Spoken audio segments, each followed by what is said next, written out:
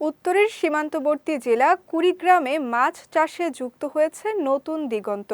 দেশীয় মাছের সঙ্গে গলদা চিংড়ির মিশ্র চাষ করে সফলতা দেখিয়েছেন এক তরুণ উদ্যোক্তা। মিঠা পানিতে গলদা চিংড়ি চাষে সফলতা দেখে খুশি স্থানীয়রাও। কুড়িগ্রাম প্রতিনিধি আল এনায়েত করিম রনির পাঠানো তথ্যচিত্রে বিস্তারিত ডেস্ক রিপোর্টে। এটি রাজারহাট উপজেলার বৈদ্যের বাজার এলাকা। ৪০ শতকের একটি পুকুরে স্বপ্ন বুনেছেন উদ্যোক্তা পল্লব চন্দ্র রায়। প্রচলিত কার্প জাতীয় মাছের পাশাপাশি এবার তিনি যুক্ত করেছেন গলদা চিংড়ি। অনেকেই নিরুৎসাহ করলেও ঝুঁকি নিয়েই শুরু করেন মিশ্র চাষ। মাস ৭ আগে ৬০০ PL সাইজের গলদা চিংড়ি পুকুরে ছাড়েন তিনি। নিয়মিত খাবার, সঠিক ব্যবস্থাপনা ও পরিচর্যায় এখন প্রতি কেজিতে মিলছে ৮ থেকে ১০টি বড় আকারের চিংড়ি। বর্তমান বাজার দর প্রায় ১২,০০০ টাকা কেজি। শুধু চিংড়ি থেকেই লক্ষাধিক টাকা আয়ের আশা করছেন পল্লব। পাশাপাশি দেশীয় মাছ বিক্রি করেও হবে বাড়তি লাভ। ১,০০০ টাকা করে বাজার দর হলে ১ লক্ষ টাকা আমি পাবো। আর খরচ বাংলা মাছ সহ, গলদা চিংড়ি বাংলা মাছ সহ আমার ১,০২০ টাকা খরচ হয়েছে আর কি খাওয়াইতে। আর আগামীতে দেখা যাচ্ছে যে আমি বড় পরিসরেই গলদা চিংড়ি করার প্রচেষ্টা করতেছি আর কি। কুড়িগ্রামের মিঠা পানিতে গলদা চিংড়ি চাষে সফলতা দেখে খুশি স্থানীয়রাও।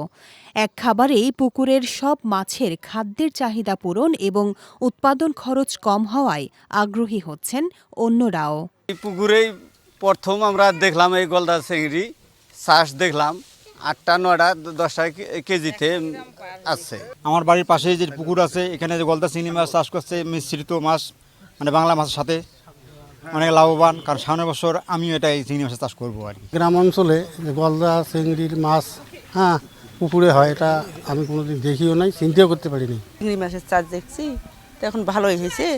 তখন আমরা মেলা পুকুর আছে, আমরাও করবো এবং অন্য লোককেও বলবো যদি সরকারি বেসরকারি সাহায্য সহযোগিতা পায়। বেসরকারি সংস্থা পল্লী কর্মসহায়ক ফাউন্ডেশনের অর্থায়নে এবং RDRS বাংলাদেশের কারিগরি সহায়তায় শুরু হয় এই উদ্যোগ।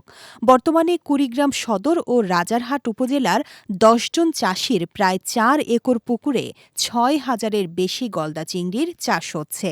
PKSF এবং RDRS এর সহযোগিতায় আমরা মাঠ পর্যায়ে ১০ জন সদস্যকে গলদা চিংড়ির প্রদর্শনী আমরা বাস্তবায়ন করেছি এবং তাদেরকে এই গলদা চিংড়ি চাষের যাবতীয় কারিগরি সেবা প্রদান করেছি।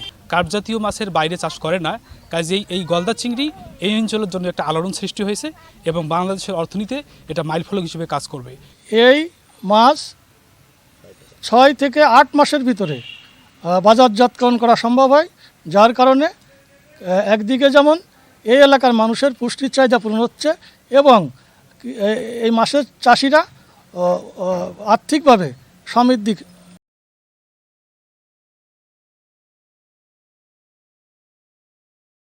সরকারি বেসরকারিভাবে এই মাছ চাষে চাষিদের উদ্বুদ্ধ করা হচ্ছে বলে জানান এই কর্মকর্তা। গলদা চিংড়িটা যদি উৎপাদনমুখী হতে থাকে, সেক্ষেত্রে আমাদের রাজারহাট উপজেলা তথা আমাদের কুড়িগ্রাম জেলার যে গলদা চিংড়ির চাহিদা, চিংড়ি একটা খুব সুস্বাদু মাছ, সেই চাহিদাটা আমরা ফুলফিল করতে পারবো এবং অর্থনীতির ক্ষেত্রে যে বাজার মূল্য যেটা গলদা চিংড়ি, সেই গলদা চিংড়ির বাজার মূল্যটা আসলে অনেক বেশি, সেক্ষেত্রে অর্থনীতিতে লাভবান হতে পারে। স্বপ্ন, সাহস আর সঠিক পরিকল্পনায় সফল হয়েছেন উদ্যোক্তা পল্লব চন্দ্র রায়। দেশীয় মাছের সঙ্গে গলদা চিংড়ির মিশ্র চাষ এখন কুড়িগ্রামে সম্ভাবনার নতুন নাম। বিজয় টিভি নিউজ ডেস্ক।